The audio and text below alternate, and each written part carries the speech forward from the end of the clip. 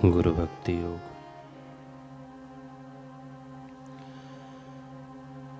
गुरु का संग मांग और पूर्ति का प्रश्न है।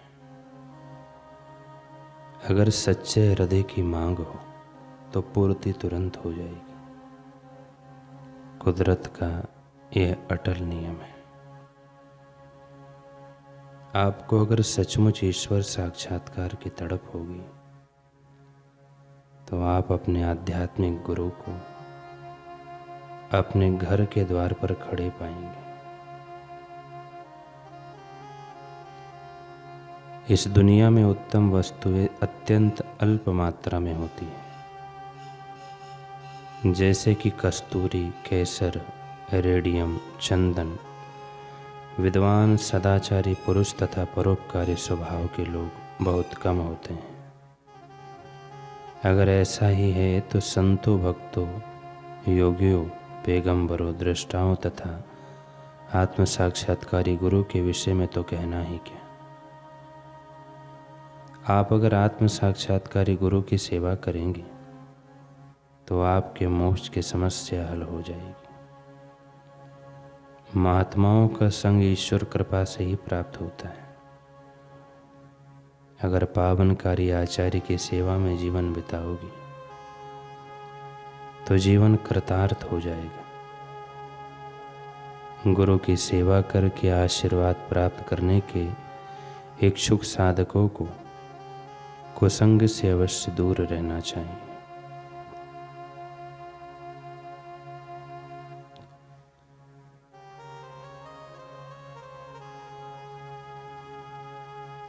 दयानंद सरस्वती गुरु विरजानंद जी के आश्रम में विद्या अध्ययन करते थे।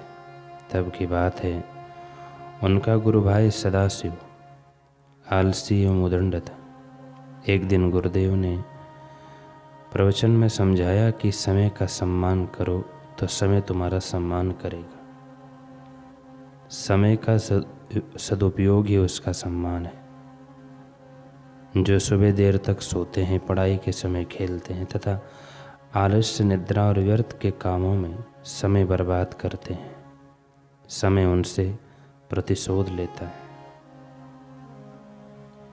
ये गुरुदेव ने समझाया और एक दिन एक मंदिर के प्रांगण में दयानंद जी और सदानंद ने दो समान मूर्तियां देखी, लेकिन एक के हाथ में लोहे का दंड था और नीचे लिखा था अति कल्याणी, तथा दूसरी मूर्ति के नीचे लिखा था कल्याणी और इसके हाथ में दंड ना था।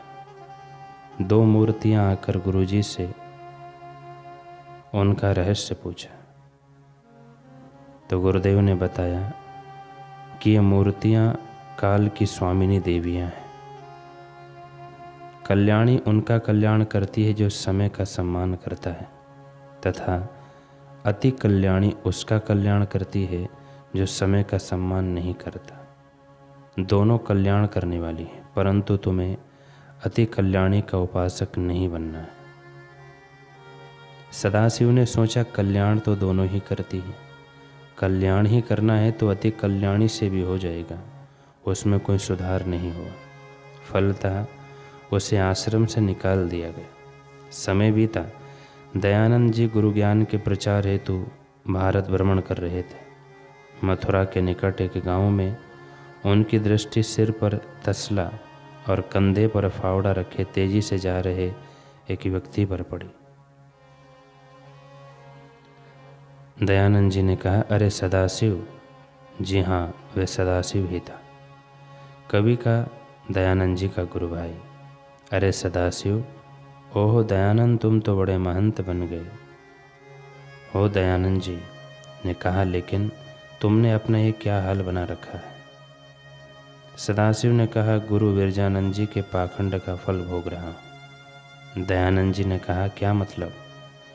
सदाशिव ने कहा, उन्होंने कहा था कि अति कल्याणी उसका भी कल्याण करती है जो समय का सम्मान नहीं करता। मेरा कल्याण कहाँ हुआ। दयानंद जी ने एक गहरी श्वास भरी और कहा, मथुरा में मेरा प्रवचन है, आ सकते हो। सदाशिव ने कहा, बिल्कुल फुर्सत नहीं है, फिर भी देखूंगा। प्रवचन शुरू हुआ। श्रोताओं में सबसे पीछे सदाशिव ही आकर बैठा है। दयानंद जी ने प्रवचन की दिशा बदली और उन मूर्तियों का प्रसंग और गुरुदेव का बताया हुआ उसका अर्थ दोहराया। फिर बोले, अरे सदाशिव मूर्ख समझता है कि समय का सम्मान किए बिना ही उसका कल्याण संभव है, तो समयशील क्यों बने। मनमुख यह नहीं सोचता कि अति कल्याणी के हाथ में कौन सा दंड है और वह दंड उसके हाथ में क्यों है। वह दंड है काल दंड, और उसे कल्याण मार्ग पर जबरन चलाने के लिए ईश्वर की कृपापूर्ण व्यवस्था है।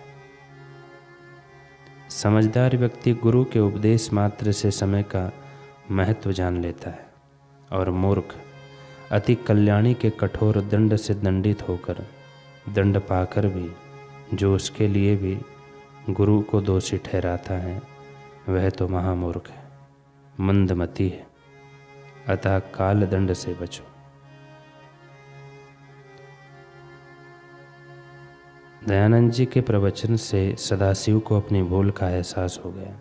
जो समय बर्बाद करता है, समय उसे बर्बाद कर देता है। रावण को शिवजी जैसे गुरु मिले, लेकिन रावण अपने अहंकार को पोषने में ही सारा समय बर्बाद कर दिया।